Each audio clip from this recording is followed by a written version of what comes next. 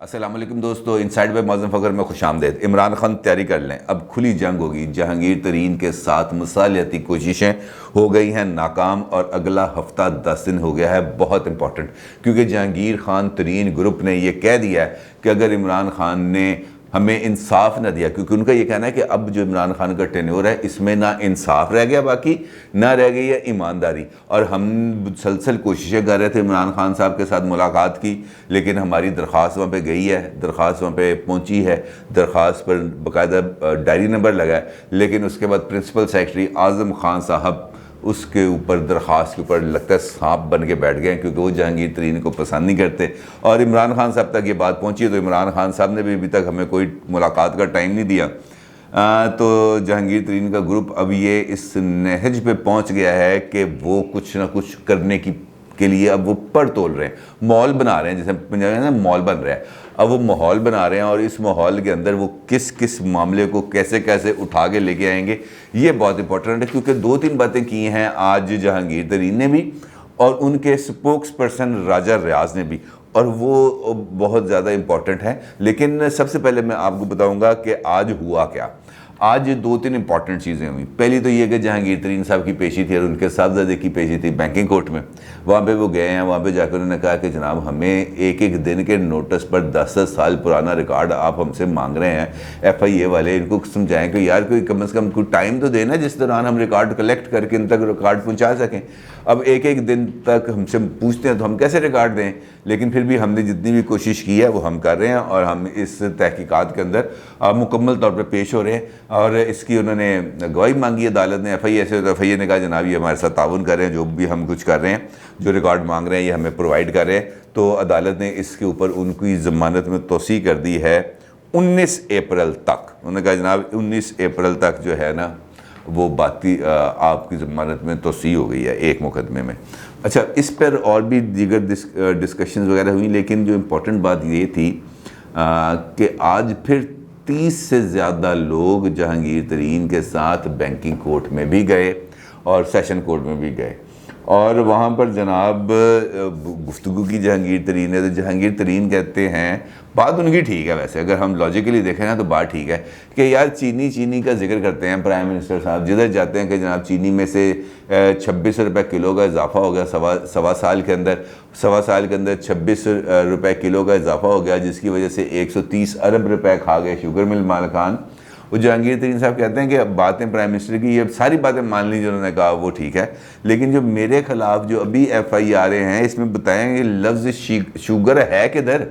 کس جگہ پر شوگر کا یہ معاملہ لکھا۔ میرے خلاف جو اس وقت مقدمات چل رہے ہیں وہ منی لانڈرنگ کے چل رہے ہیں، وہ ایسٹ بیونڈ مینز کے چل رہے ہیں، کہ میں نے ایسٹس جو بنائے ہیں یو کے اندر، وہ ایسٹس جو ہیں وہ میں نے یہاں پر ڈکلیئر نہیں کیے۔ وہ جو 12.5 ایکڑ کی میری پراپرٹی ہے جو وہاں پر یو کے اندر موجود ہے، وہ والا کیس ہے۔ ایک یہاں پہ ایک پلپ مل تھی، فاروقی پلپ مل، آپ کو میں نے اس کی ڈیٹیلز بتائی نہیں، آپ کو یاد ہونا چاہیے۔ تو وہ فاروقی پلپ مل کے اندر، وہ بند مل کے اندر سے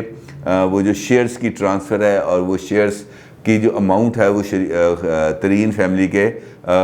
جو گھر کے افراد ہیں اس پہ ٹرانسفر ہوئی۔ تو یہ معاملہ کہتے ہیں جی یہ والے معاملات چل رہے ہیں، اس میں تو جو میرے خلاف جو ایف آئی آر ہیں اس میں تو شوگر کا ذکر ہی نہیں ہے۔ تو جب شوگر کا ذکر نہیں ہے تو پرائم منسٹر صاحب بار بار شوگر کا ذکر کیوں کر رہے ہیں؟ میرے کیس ہیں دوسرے، اس کو شوگر کے ساتھ نتھی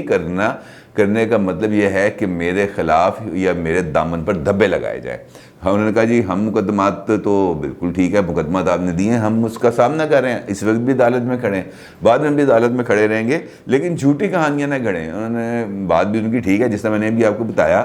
کہ کیس ہے ان کا منی لانڈرنگ کا یا ایسٹ بیونڈ مینز کا یا ٹیکس ایویژن کا، لیکن ہم ہر دفعہ پہ جو ذکر سن رہے ہیں وہ سن رہے ہیں شوگر کا۔ پرائم منسٹر کی بات یہ والی بھی ٹھیک ہے کہ 26 روپے کلو کا اضافہ ہو گیا 2.5 سال میں،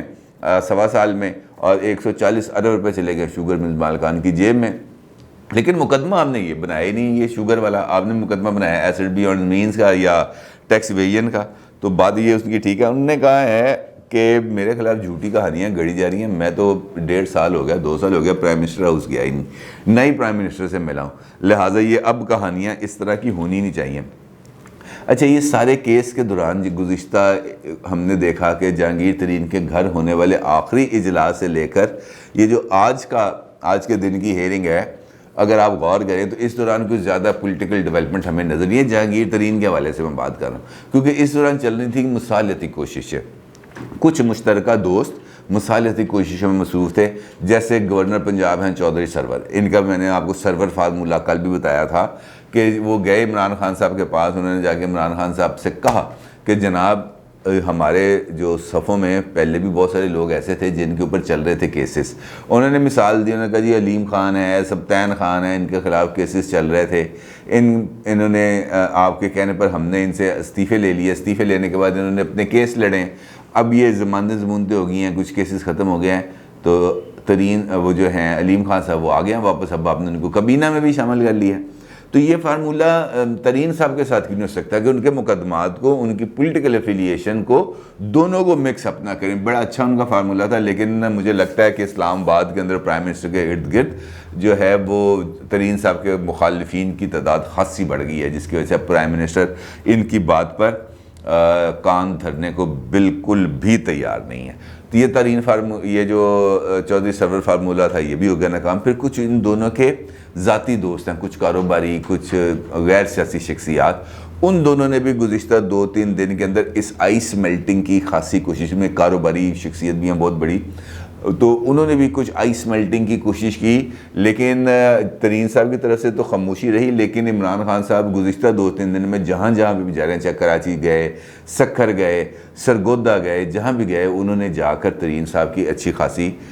شوگر کا معاملہ لے کے, وہ ان کی طرف سے سیز فائر نہیں ہوا. تو جس کے بعد پھر آج ترین گروپ بھی ایکسپلوڈ ہو گیا. وہاں پہ معاملہ ابھی ختم نہیں ہوا کہ اس بیکنگ کورٹ میں. اس کے بعد وہ واپس آئے ترین صاحب کے گھر, وہاں پہ آ کے انہوں نے خاصی طویل گپ شپ کی ہے, اور ترین صاحب کو یہ کہا ہے کہ آپ بہت انتظار کر لیا, اگر آپ کہتے ہیں تو ہم ابھی کے ابھی اسمبلیوں سے استعفیٰ دینے پر بھی تیار ہیں. جس پر ترین صاحب نے کہا کہ نہیں, ابھی نہیں, یہ استعفوں کا بھی وقت نہیں ہے, اگر وقت آئے گا تو آپ سے استعفے بھی لے لیں گے, کوئی ایسی بات نہیں, لیکن ابھی آپ جو ہے یہ جو معاملات ہیں ابھی اس پہ اتنی زیادہ جلد بازی کا مظاہرہ نہ کریں. اور اب انہوں نے اگلی جو ان کی پیشی ہے 19 اپریل, یہ 20 اپریل کی, 19 اپریل تک تو ضمانت میں توسیع ہے, 20 اپریل کو شاید دوبارہ جائیں گے یا 19 کو دوبارہ جائیں گے, تو اس سے پہلے پھر ایک ان کی میٹنگ ہوگی دوبارہ, جس میں اب تک جو ہو گئی ہے ڈیولپمنٹ کے. عمران خان صاحب چونکہ جو بات نہیں سن رہے تو ان کو انہوں نے دے دی ڈیڈ لائن 6 دن کی.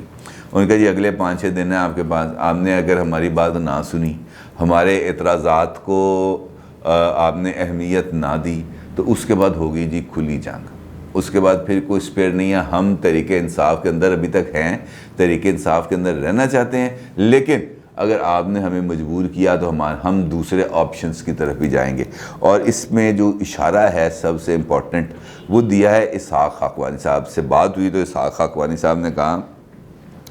کہ